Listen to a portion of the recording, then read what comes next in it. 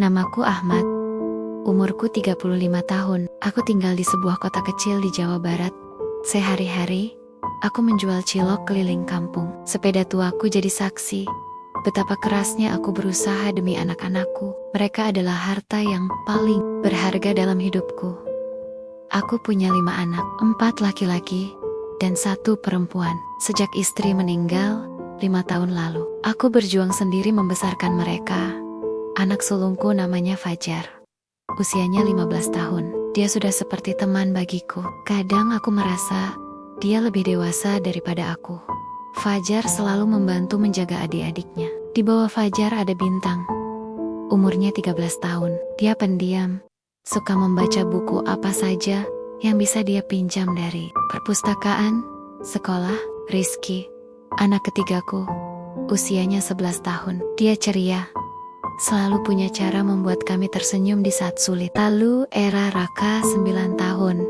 Anak yang paling usil tapi hatinya baik. Donsi Bangsu, Nisa. Dia baru 7 tahun. Perempuan satu-satunya, manis dan penurut.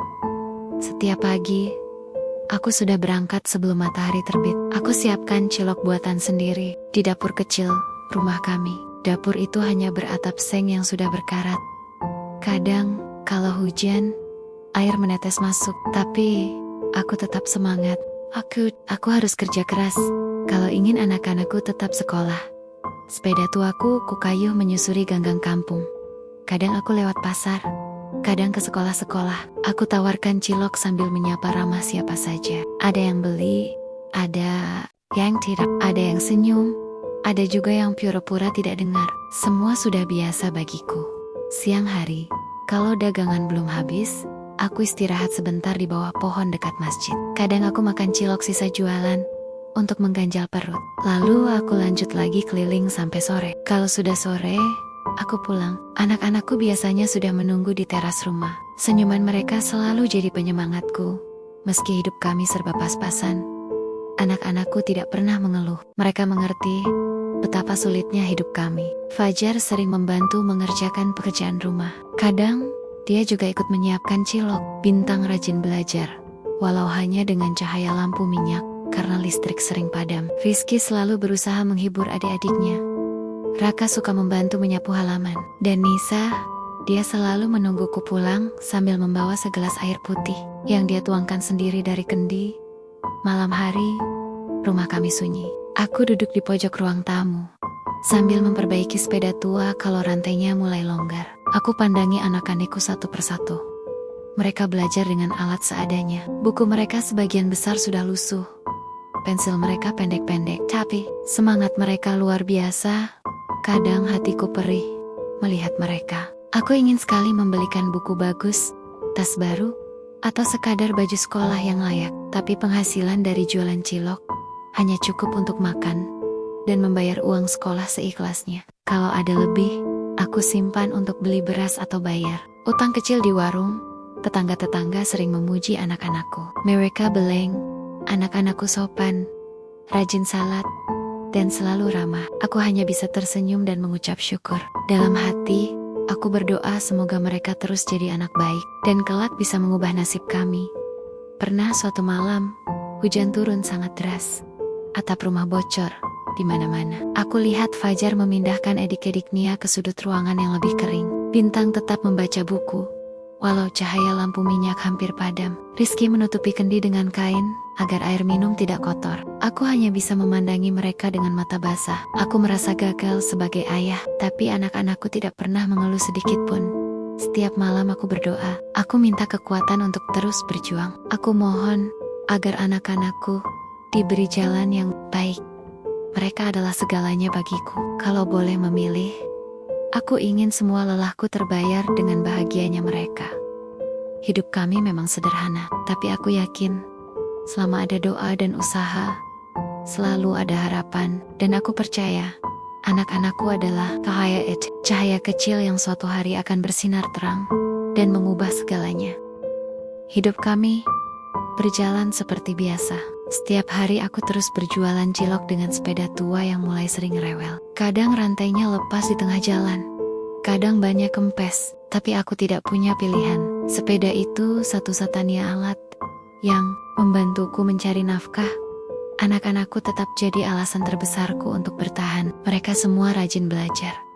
Meski aku tahu mereka sebenarnya kelelahan. Fajar dan Bintang selalu tidur paling malam. Fajar sibuk menulis di buku catatan lusuhnya. Aku tidak tahu apa yang dia tulis, tapi dia tampak serius. Bintang membaca buku-buku pelajaran yang dia pinjam dari sekolah. Kadang aku lihat matanya sayu, tapi dia tetap membaca sampai lampu minyak hampir padam. Rizky dan Raka sering berlatih menghafal doa-doa dan surat pendek. Mereka berdua selalu saling menyemangati. Aku senang melihat mereka begitu akur. Sementara Nisa, setiap malam dia mendekat padaku dan berkata dia ingin bisa menggambar rumah yang besar agar kami tidak kehujanan lagi. Aku hanya bisa mengusap kepalanya dan tersenyum walau hatiku terasa pilu. Pernah satu sore, aku pulang dengan sisa cilok yang lumayan banyak. Hujan turun sejak siang, jadi banyak orang enggan keluar rumah. Aku duduk di teras, melepaskan lelah sambil memandangi anak-anakku yang sedang mengerjakan PR. Fajar mendekat, lalu menyerahkan selembar kertas padaku. Ayah, ini aku coba ikut lomba menulis tingkat kota. Kalau menang, hadiahnya bisa buat bantu bayar sekolah, katanya pelan. Aku terdiam sebentar. Di satu sisi aku bangga, tapi di sisi lain aku khawatir. Bagaimana kalau dia kecewa? Bagaimana kalau lomba itu butuh biaya untuk daftar atau sekadar ongkos pergi ke kota? Aku tahu kami tak punya cukup uang untuk itu, tapi aku tidak mau mematahkan semangatnya. Itu bagus, Nak. Ayah doakan kamu menang, jawabku akhirnya. Beberapa hari kemudian, Bintang pulang membawa kabar. Dia terpilih jadi peserta seleksi Olimpiade Sains di sekolahnya. Wajahnya tampak berseri-seri. Aku ikut bahagia. Tapi sekali lagi, aku dilanda resah. Bagaimana kalau nanti dia harus beli alat tulis khusus atau ikut bimbingan yang biayanya tidak sedikit? Malam itu aku tidak bisa tidur. Aku memikirkan semuanya. Aku ingin sekali mendukung anak-anakku. Aku ingin mereka bisa sekolah setinggi-tingginya, meraih cita-cita mereka. Tapi kenyataan hidup seperti membatasi semua itu.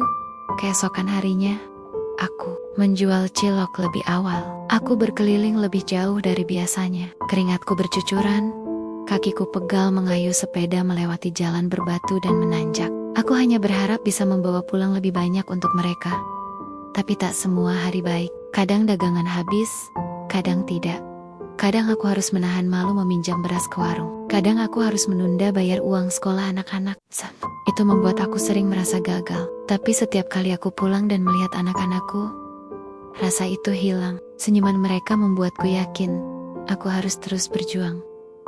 Aku sadar mereka bukan anak-anak biasa. Mereka punya semangat yang besar. Meski hidup kami serba kekurangan, mereka tetap belajar dengan sungguh-sungguh. Mereka tidak pernah mengeluh, tidak pernah meminta ini itu. Mereka hanya minta aku percaya bahwa mereka bisa. Malam-malam berikutnya, aku sering terbangun. Aku duduk di teras rumah, menatap langit gelap. Aku bicara sendiri pada Allah. Aku minta petunjuk. Aku minta kekuatan. Aku minta agar anak-anakku diberi jalan terbaik. Aku tidak minta kaya. Aku hanya ingin mereka berhasil. Hari-hari berlalu. Aku lihat Fajar semakin giat menulis. Dia sering bangun lebih pagi untuk menyelesaikan tulisannya. Bintang juga terus belajar. Dia bahkan sering mengajari adik-adiknya. Rizky, Raka, dan Nisa juga ikut-ikutan belajar lebih rajin. Rumah kami kecil, tapi penuh dengan semangat. Satu sore, guru Fajar datang ke rumah. Aku terkejut. Ternyata Fajar berhasil masuk ke tahap final lomba menulis. Tapi ada satu hal. Finalnya di kota, dan Fajar harus hadir. Aku hanya bisa mengangguk. Dalam hati aku bertanya, dari mana aku bisa dapat ongkos untuk ke sana? Aku duduk lama malam itu. Aku menatap anak-anakku yang sudah tidur. Aku tahu, aku harus temukan cara. Mereka sudah berusaha sekuat tenaga. Kini giliranku untuk berjuang lebih keras. Sejak malam itu, aku jarang tidur nyenyak. Aku sering duduk sendiri di teras rumah, memikirkan cara supaya Fajar bisa ikut final lomba menulis di kota. Aku tahu, ini kesempatan besar. Tapi aku juga tahu, aku tidak punya uang untuk ongkos Fajar. Jangankan ongkos, untuk makan kami sehari-hari saja sering pas-pasan. Keesokan harinya, aku nekat jualan cilok lebih pagi. Aku keliling lebih jauh, masuk ke kampung-kampung yang belum pernah aku datangi. Aku tawarkan cilok dengan suara yang mulai serak. Keringat membasahi seluruh bajuku. Aku berharap dagangan hari itu habis lebih cepat, biar aku bisa menambah sedikit simpanan. Tapi yang terjadi justru sebaliknya. Hari itu sepi pembeli. Mungkin orang-orang masih punya sisa makanan dari hajatan tetangga, atau mungkin karena aku asing di kampung itu. Sore hari, aku pulang dengan dagangan yang masih tersisa banyak. Rasanya hati ini seperti diremas-remas.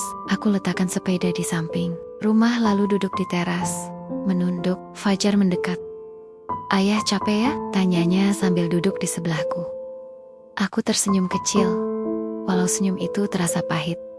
"Ayah, gak apa-apa nak." Padahal hatiku benar-benar kacau. Aku ingin sekali bilang sejujurnya, bahwa aku bingung mencari uang untuk ongkosnya ke kota.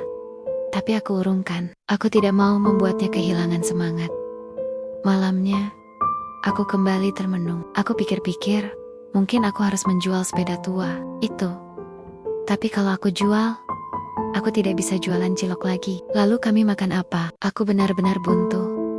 Beberapa hari kemudian, Bintang juga membawa kabar. Dia lolos seleksi Olimpiade Sains tingkat kota. Aku bahagia, tentu saja. Tapi di dalam hati, aku makin kalut. 2 anakku harus ke kota. 2 anak yang berprestasi dan layak dapat dukungan. Sementara aku bahkan tidak tahu harus dapat ongkos dari mana.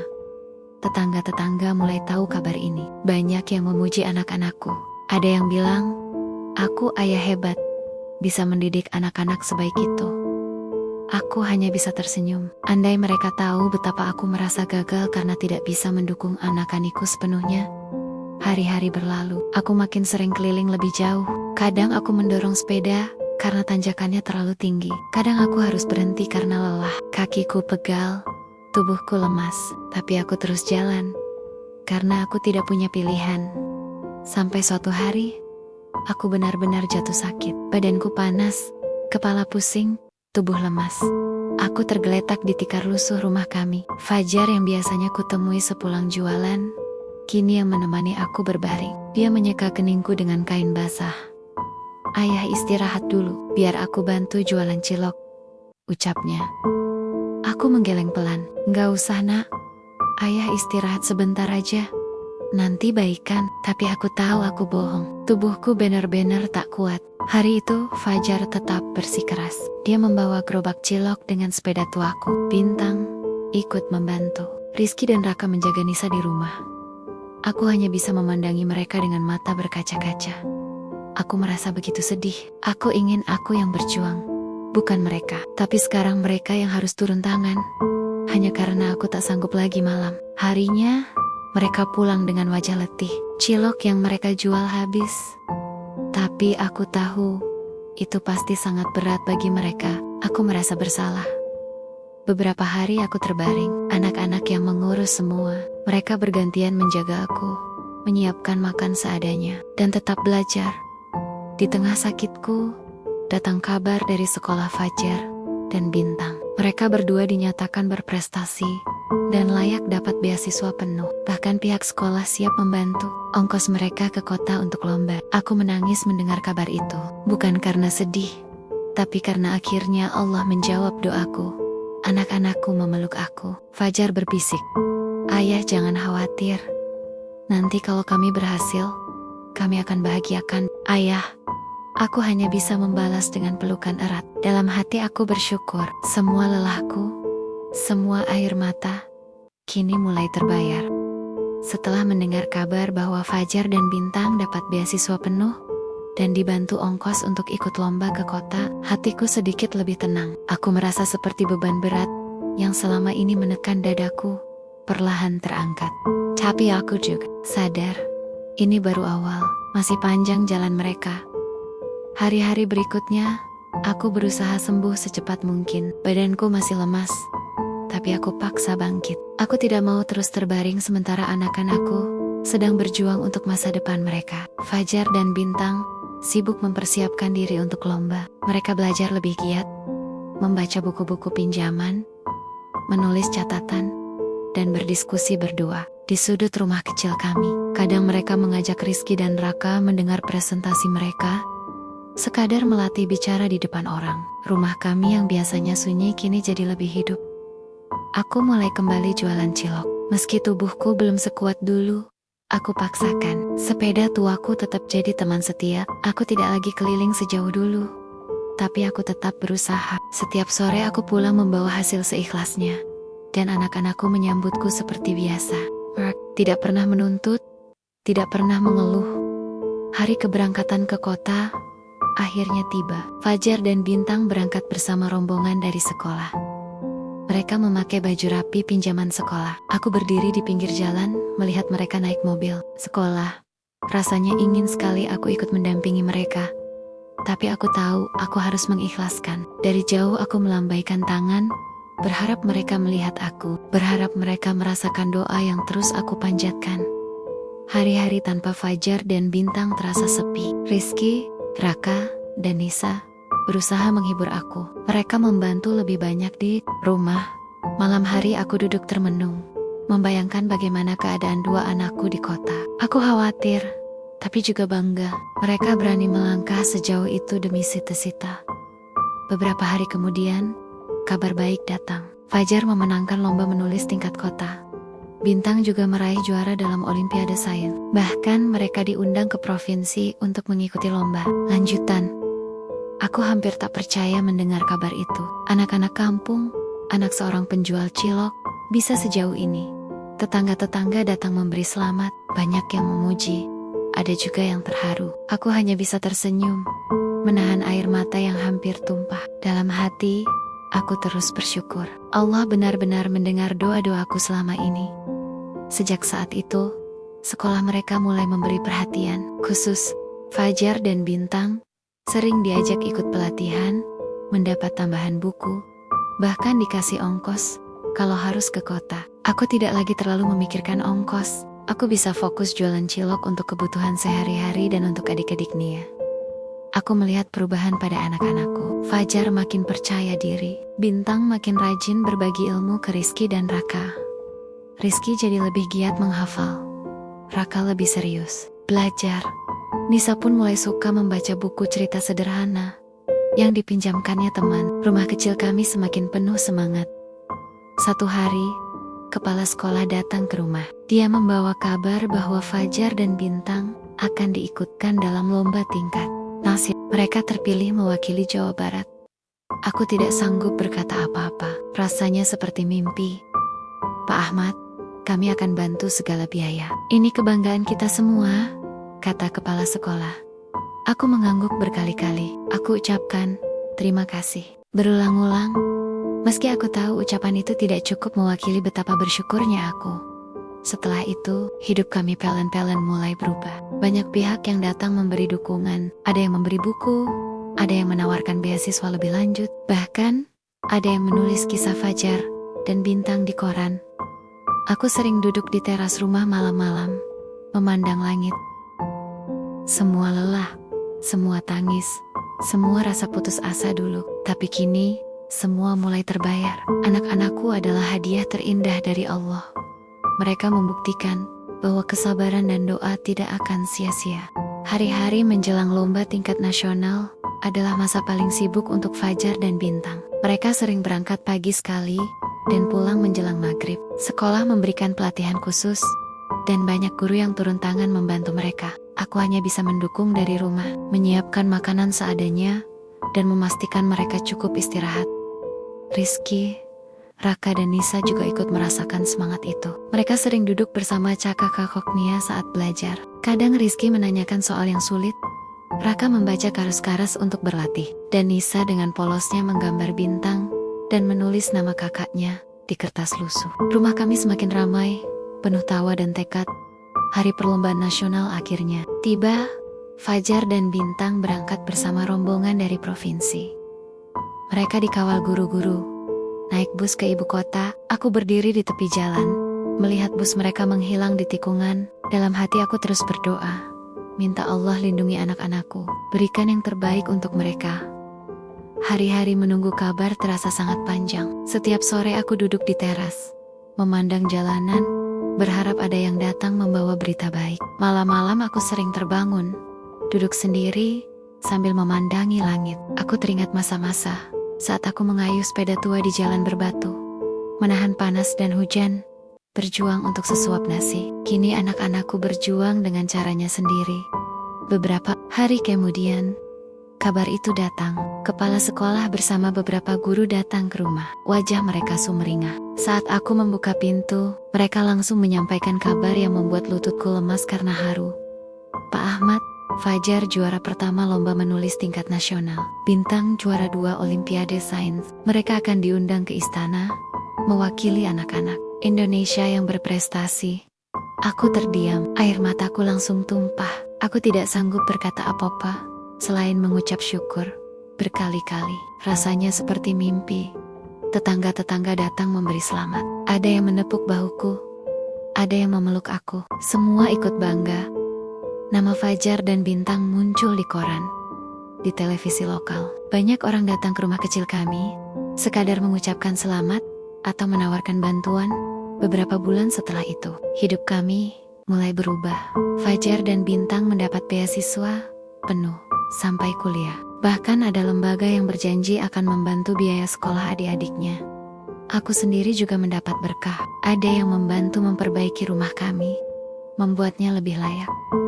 Sepeda tuaku diganti dengan gerobak cilok yang lebih baik. Daganganku semakin laris karena banyak yang ingin mencicipi cilok si ayah anak berprestasi.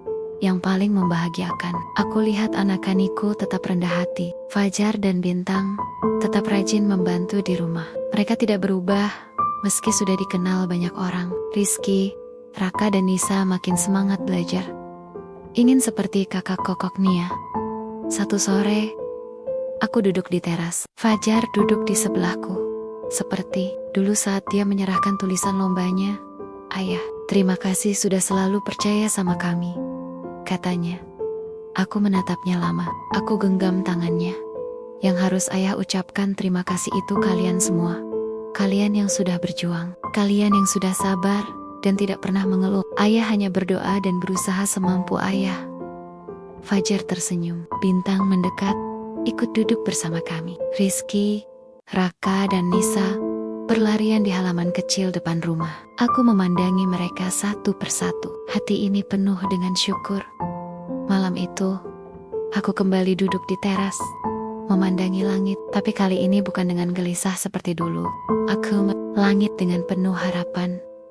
Hidup kami memang tak sempurna, tapi aku yakin, selama ada doa, usaha, dan hati yang tulus, Allah akan selalu membuka jalan. Waktu terus berjalan, hidup kami perlahan berubah, seiring prestasi anak-anakku yang terus mengharumkan nama bangsa. Fajar kini sudah menjadi mahasiswa di universitas ternama lewat jalur beasiswa penuh. Bintang menyusul setahun kemudian, diterima di Fakultas Sains dengan kebanggaan yang sama. Rizky dan Raka tumbuh jadi anak-anak yang tak kalah hebat. Mereka sering ikut lomba-lomba di sekolah, selalu membawa pulang piagam atau piala. Nisa yang dulu masih kecil, kini jadi gadis manis yang suka membaca dan menulis cerita kecil. Gerobak cilokku tetap ada, walau tak setiap hari aku berkeliling seperti dulu. Aku masih sering turun ke jalan, bukan hanya untuk berdagang, tapi untuk bersyukur, untuk mengingat perjuangan masa lalu. Gerobak itu jadi saksi bisu perjalanan kami. Dari titik terendah hingga mampu berdiri dengan bangga, kini rumah kami lebih layak. Atapnya tak lagi bocor, dindingnya sudah tak lapuk dimakan usia. Semua itu bukan karena aku hebat, tapi karena doa, karena anak-anak yang berjuang, dan karena orang-orang baik yang Allah hadirkan untuk kami. Banyak yang datang ke rumah, sekadar meminta aku bercerita tentang bagaimana aku membesarkan anak-anak dengan segala keterbatasan, tentang bagaimana tetap bersabar meski sering dihantam cobaan. Aku selalu bilang pada mereka, aku bukan siapa-siapa, aku hanya seorang ayah yang ingin anak-anak Nia bahagia dan sukses. Malam-malamku kini lebih tenang. Aku duduk di teras rumah, memandang bintang-bintang. Aku sering tersenyum sendiri, mengingat semua lelah dan air mata dulu. Ternyata benar, Allah selalu punya rencana yang indah. Kita hanya perlu sabar, ikhlas, dan terus berusaha. Kadang, Fajar dan Bintang duduk menemani aku di teras. Kami mengobrol lama, bukan soal lomba atau prestasi, tapi soal keluarga, soal mimpi, soal bagaimana mereka nanti ingin membesarkan anak-anak mereka. Mereka sering bilang ingin jadi ayah sepertiku, tapi aku selalu menjawab, jadilah lebih baik dari ayah. Jangan pernah berhenti jadi orang baik. Dan begitulah hidup kami. Perjalanan yang dulu penuh tangis, kini penuh syukur. Aku selalu percaya, sekecil apapun usaha yang kita lakukan dengan tulus, Allah pasti melihat, dan tak ada doa tidak akan sia-sia. Jika kisah sederhana ini menyentuh hati kalian, bantu kami dengan menekan tombol subscribe. Dukung terus perjuangan para orang tua yang tak pernah lelah demi masa depan anak-anaknya. Setiap like, komentar, dan subscribe kalian adalah doa dan semangat untuk mereka. Terima kasih dari lubuk hati terdalam.